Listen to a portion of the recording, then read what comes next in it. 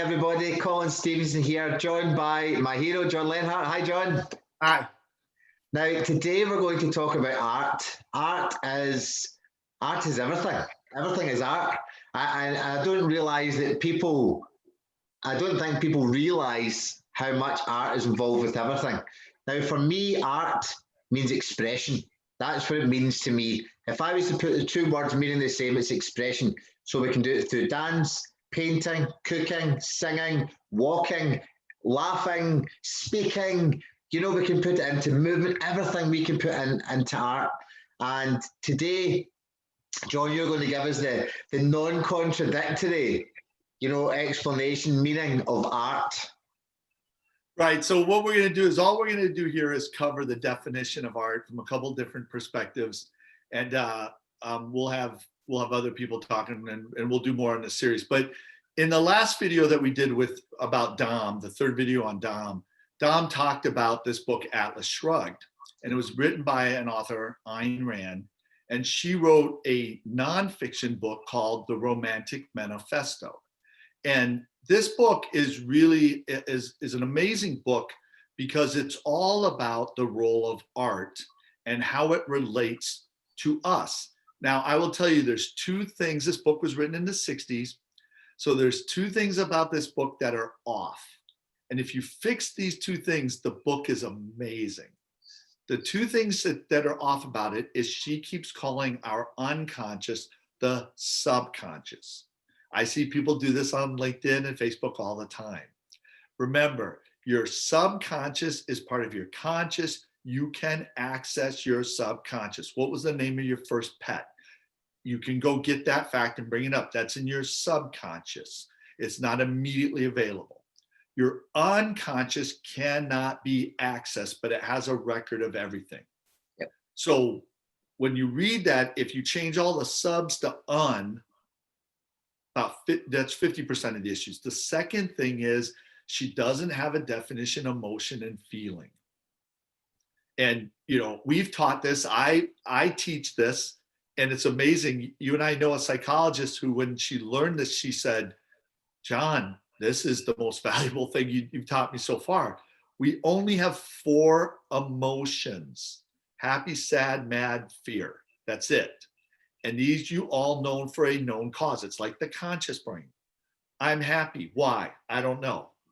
What's wrong with you? I'm afraid. I don't know. That's, why you're happy and sad. That's in your conscious brain. We have like 27 feelings. Feelings are associated with the unconscious brain. I'm anxious. Why? I don't know.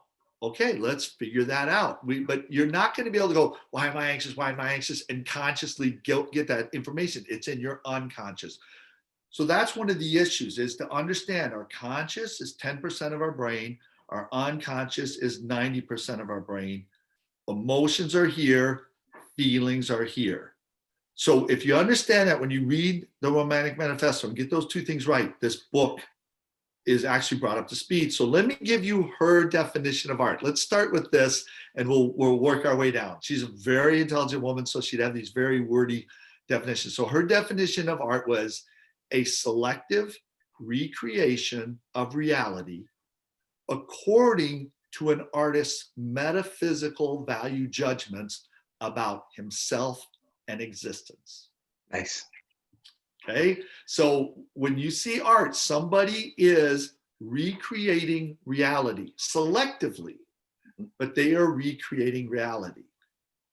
Hopefully what they're recreating, I would say, is the truth. When we look at reality, part of reality is the truth, and part of it is the noise or the distraction or the deception. And you and I did a whole series on truth. So hopefully what you're doing is you're looking at reality and you're pulling the truth. You're going to recreate it and try to just recreate the truth of it. An artist's metaphysical, it says, according to an artist's metaphysical value judgments. That's the uniqueness of the individual, the unique expression. That's the part you said, Colin. It's the expression. It's the unique expression. Okay. And then about himself and existence. And that's where this gets tricky. All of us, whether we like, we're all artists. Yeah. I see us all as artists. Jonathan, if you talk to him, he'll see us all as artists. I truly look at everybody as an artist. Everybody is selectively recreating reality according to their uniqueness. But here's the catch. Are they recreating it according to truth? Or are they recreating it according to lies? And that part tells you their perspective about themselves and existence. And so people are giving away a lot when they share their art with you. Oh, right, okay. So yes, I spoke about the expression, okay, because that's the effect. The expression we have is the effect of what's going on in the unconscious. And for we put our uniqueness, which is our unconscious, we put that, the expression. If we're not in tune and understand who we are, what we are, why we're here, whatever we express is going to be wrong. And it's going to hurt us, or it could hurt other people. And this is why people become depressed, sad, angry, lonely, all of these things. So while you talk about everyone being an artist, you don't have to be physically creative. You've just got to live your life according to your uniqueness. Now, I have this thing where I talk to my clients all the time. And because I kind of work with the chakra system and the spiritual side of things, the root chakra works on expression. So that's like your root chakra works with your sexual, energy, and it also works with your creative energy. Now, if you're not working with either of these, and I don't put people going to have lots of sex because that's going to make you feel good, because it won't. But if you're not being creative and having a proper, creativity explosion, shall we say, into that enjoyment to understand what you want first, you're never going to get that. And I believe when people don't express themselves enough through their own way of art, okay, just as we're talking about, they're never going to gain energy. Now, I also explain to people, and I think you and I have discussed something similar before. If you're in a relationship, and a proper relationship, not one of these that we spoke about swipe, bed, right? That's not what we do. When you're gaining energy, finding out about people and really going deep and understanding and growing together, I mean, this is the most beautiful thing you can get. And then that magic comes together and creates this energy. It's amazing. I have explained to people, if they're not expressing themselves due to low or no self-esteem, they are not gaining energy either. So creating that piece of art, that painting, singing that song, doing that dance will give you the exact same benefits as having that sex with that person. Now, the way that people go is they'll go and jump and have sex with somebody because that's them expressing themselves on a very minuscule level. So it's like however long it lasts, or there's no feeling or emotion or anything going into it. And this is what we're talking about with the feelings and the emotions. But if they're creating a piece of art or they're doing something, their emotions and their feeling are going into it, and you can actually feel it when you're looking at a piece. So I know that was quite a lot of information to come out there, but I'm just so passionate about it because I am passionate about creation. I'm passionate about creating, and I'm passionate about gaining energy and for other people to gain energy. And I also believe that everyone can do it. They've just got to let themselves go and feel and understand themselves. Everybody is doing it. That's my point. Is that now I'm gonna take part of what you said and just push it off. Yeah. We eventually are going to be covering more about sex and marriage and all of that. And sex is either art or it's the opposite, which we'll talk about later in this talk. So the thing is that we'll definitely have the sex talk, down the road. But back to what you said, you look at the three parts of this definition, and it's like the first part is, according to your, is the truth. What are you doing that's the truth? Or what do you see as the truth? And the second part, which is the part you said, and is the most important part, is it's your unique expression. So if you are trying to make art like other people, you're not going to get that energy. You missed the middle part, which is the part you were focused on. And that's the part that's so frustrating to you, is that you're not doing your unique expression of it. You're doing somebody else's expression of that thing. you're not going to get energy. You're only going to get energy if you do a unique expression that's according to your uniqueness. Okay, that's the middle part. The end, though, is what are you saying about yourself and about existence? Are you saying, you know, the world is a cold and horrible place, a malevolent universe, or are you saying it's a benevolent universe? And that's the other part of this where you might not realize it, but people who go and have sex all the time, they're showing what they think about themselves and existence. And it's not always good, but they can wire their brain to get energy from something that's not always good. So that third part is somebody giving away what they think about existence. So when you and I first met, one of the things that we bonded over was art. You know, you're very passionate about art. I'm very passionate for two different reasons, two sides of the conjunctive. And the thing is that what was happening is you weren't doing the middle part when we met. Yeah. You could see the truth, and you had a benevolent, that's one of the things you and I talked about very early on, like the first or second time we talked, because I'd written this article about malevolent or benevolent universe. And the thing is I'm very much a person who believes in a benevolent universe. Romantic Manifesto, really, romantic literature believes in a benevolent universe. That's what that book's about, is here's why you should be doing art according to a benevolent universe. Because if you do art according to a malevolent universe, you take yourself and other people down. You're a narcissist. Yeah. For our last show. So I checked that very early with you. I knew you believed in a benevolent universe, so I knew the third part was going to be fine. I knew you had a passion for the truth. The first part was fine. The issue was Colin wasn't living his truth or expressing his truth. He was going on LinkedIn trying to be like everybody else.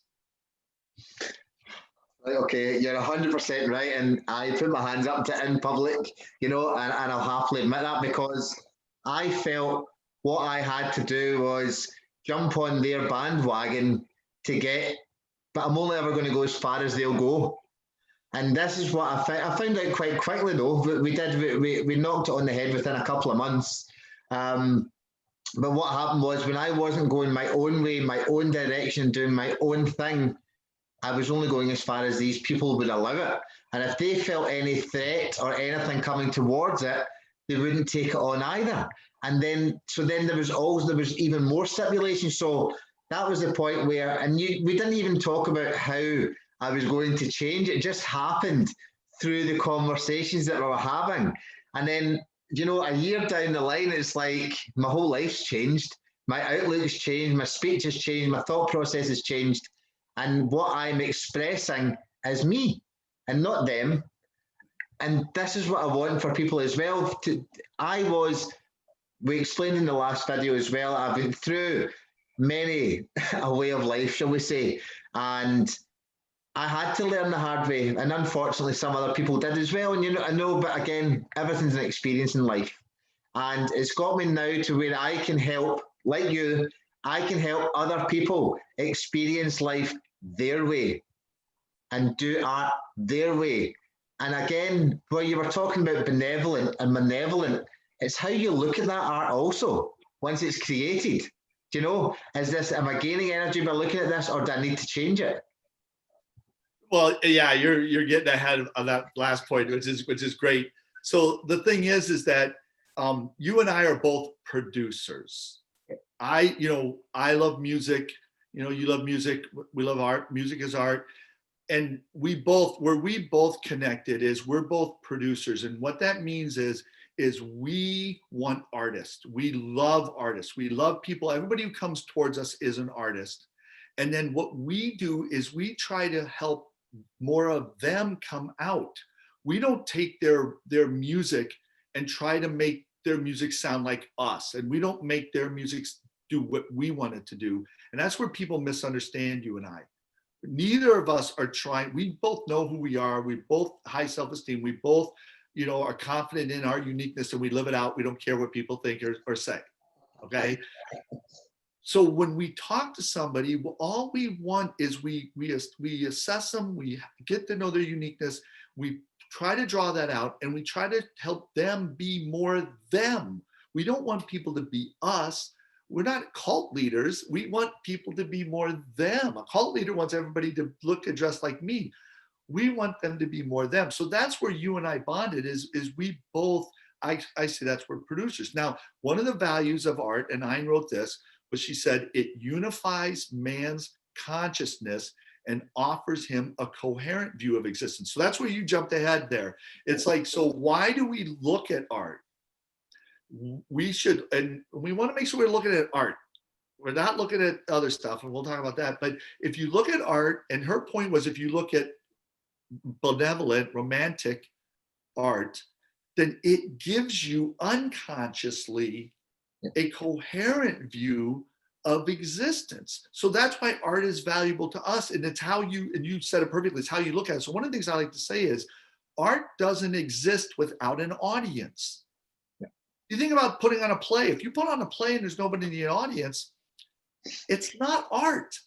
Art, part of what art does is art is an expression, but it's meant to help other people fix their view of existence. That's the benefit of art. The benefit of art is we're trying to help other people. And if it's done well, it reaches people unconsciously. It doesn't reach people consciously. And so it is therapy. You know, there is such thing as art therapy. Basically, you say to somebody, draw a picture of whatever, and you go to reach for something. And if it's a different color, you lose energy. And then your art therapy is you're letting your unconscious tell you what to draw. Yep. And you are getting your unconscious out. It's a tool of, it's called a tool. I heard someone call this a tool of induction. You cannot pull your unconscious out. You cannot pull out your view of existence. You can say, I have this view of existence consciously. What do you really have unconsciously? So art therapy, or looking at art and noticing how it makes you feel unconsciously, helps you learn how you see the universe. Yeah. I just wanted to touch on that last that you spoke about there, because when I used to take my son out for dinner, I used to go to a place called Frankie's and Benny's. I don't know if they have them in America. And it was an American style diner in the UK, and it was very New York, man. You know, it's like, you know, it was like they had all the old schools, Frank Sinatra music and all that. I mean, it was you know, the kind of, it was awesome, right? And it was really quite good American food from what we know of American food. Wait, what is American food? What's that? What is American food? Big portions and just like Moorish. Big portions and Moorish. That's what I've got when I think of American food, because you see it all on the television. And this place used to go in, and it was big portions and Moorish. And Freddie, my son, used to sit, and he used to come in and sit and get the crayons out, and we used to sit while we were colouring in. Now, if you were drawing a picture of a sky landscape with the green grass, and you know, there was a couple of other pieces in between, but you only had a brown and red crayon in the cup. This was very, very difficult, because the two of us would look at each other and go, we're not going to enjoy doing this colouring in because the sky is not red and the grass is not brown. Okay, we're not colourblind, so we can see that this is wrong. Now, this is where I wanted to talk about on the next part, because when people are realising that they're using the different coloured crayons for their life, you know, and they're not creating the life that they want, they always look for the blame on somebody else or something that happened to them. And they blame their art on other people because they're trying to live their life towards others. They're not looking at what's in their pencil case. Right. And they're not, and the thing is that they either feel forced to draw this picture, when we'll eventually talk about this, they should look at the colors they got and go, okay, if these are truly the colors I got, what fits that? Yeah. So that's part of it. So there's some improv there and some other stuff. So that's awesome. So I love the whole more thing. That makes so much sense. So art teaches man how to use his consciousness. If you think about it that way, is what we're talking about right now, is how do you use your consciousness? If I only have these two colors, then I need to draw, what do these two colors make me feel? And then I'll draw that. So it teaches you how to use your consciousness versus, you know, and to access your unconscious.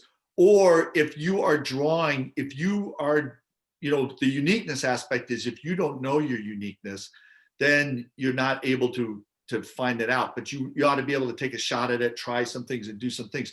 So when you look at this, my definition for art is a person's unique expression of truth. That's the conjunctive definition. It's a unique expression of truth. There's a lot of effects of it, and I think Ein gave us some amazing effects because we can find out you're malevolent, benevolent, and all this other stuff. What's the opposite of that? So your unique expression of truth reaches all of you, especially the 90%. Art is conscious. I mean, the opposite of art would be conscious, and it wouldn't be truth, it'd be lies. It's propaganda. Propaganda is an expression of lies. Yeah. So when you think about it, art is expression of truth. The opposite is propaganda. I was on another show last week, and someone asked me, talk about narcissists, someone asked me how I would deal with Hitler. And what came up was, I said, what's interesting is Hitler was an artist. Yeah. He got frustrated with that. And what did he do? He still expressed it. He still got his uniqueness out, artist, through propaganda. Yeah. And so that's the thing, is to realize that, so that what you're looking at is if you are using art to be conscious, it's propaganda. It's not art. What is truly your expression of truth? And it's got to come out of your uniqueness, which isn't conscious brain over here and trying to make something happen. And it's got to be out of what you feel, not your emotions. So what you feel and what's true to you. If you try to, I'm going to draw this thing to be this, to make you think I'm this way, that's propaganda. So now we're back to dating. People go on dates and it's all propaganda. It's not art. If we could teach people to be artists when they date, then we wouldn't have all these issues. But online dating is all propaganda. Yeah. And just going back, there's been a lot of talk about the mainstream media as of late as well. And regardless, what we are told is a narrative so that we all act a certain way. Now, some people would call that propaganda. Some people would call that a way of life because they can't express themselves enough to contrastively think, to then behave the way that they want to. So they take on they take on the form of the media. And we can go through all these different channels, Hitler, the media, dating. It all comes down to people not expressing themselves and creating that art to be able to break free from that. Right. So it's not knowing your uniqueness. If you don't know your uniqueness, you're going to be no self-esteem. And then you can be controlled by the media. You can be controlled by other people. We saw that with the narcissist, and propaganda can control you. Propaganda is not going to control high self-esteem people. People know their uniqueness and are confident in it. People who are true artists. And art is unconscious. So I was in a group with the Romantic Manifesto. I was actually in this group of people, and they were all having this discussion, and they kind of pushed me to explain, art, the value of art and all these things. And what I ended up saying to them is, I said, I consider all art to be, I should say it this way, I considered all stories to be art. Yes. So art is a story. And so I know you're going to interview Ed next. Ed's our story expert, among other things. And I know he's going to talk about the role of stories in art. And then we'll talk after that. But it's really interesting. You and I did all these storytelling, and we did that one with Ed as well. Now, and I think during that series, we talked a lot about, we'll talk about art later. Now we're going to see with Ed how stories, you can frame all forms of expression, all forms of art by using stories. Why? Because our brain works according to stories. Why is that important? Because art unifies man's consciousness. Yeah. It teaches us how to use our consciousness. We did that series on stories to teach people how to use their brain. So this is where all this stuff comes together, and it's so important to be able to tell stories. The reality is all art does tell stories. Yeah, and I'm really excited to talk to Ed again, because for those who haven't seen Ed before, Ed's outstanding, and he's able to really zoom in to certain parts. You and I, as we've spoken about before, are big picture people. Ed's able to zoom straight into there, 50,000 times zoom, and really open our eyes and and shows the colours. Do you know, colours of words? Like the guy, he is literally perfect at it, and he can zoom into a word and then change it into colours and story. He's amazing at it. So I think people are genuinely going to benefit from this series that we've got for art. And I generally hope that they found something today that might have, sparked a couple of thoughts within their conscious or their unconscious brains, allowing them maybe to want to find out the uniqueness to be able to express themselves better in life rather than lose energy. But no, thank you so much, John. And I will speak to you after I've spoken to Ed. Thanks. Sounds great. Take care. Bye.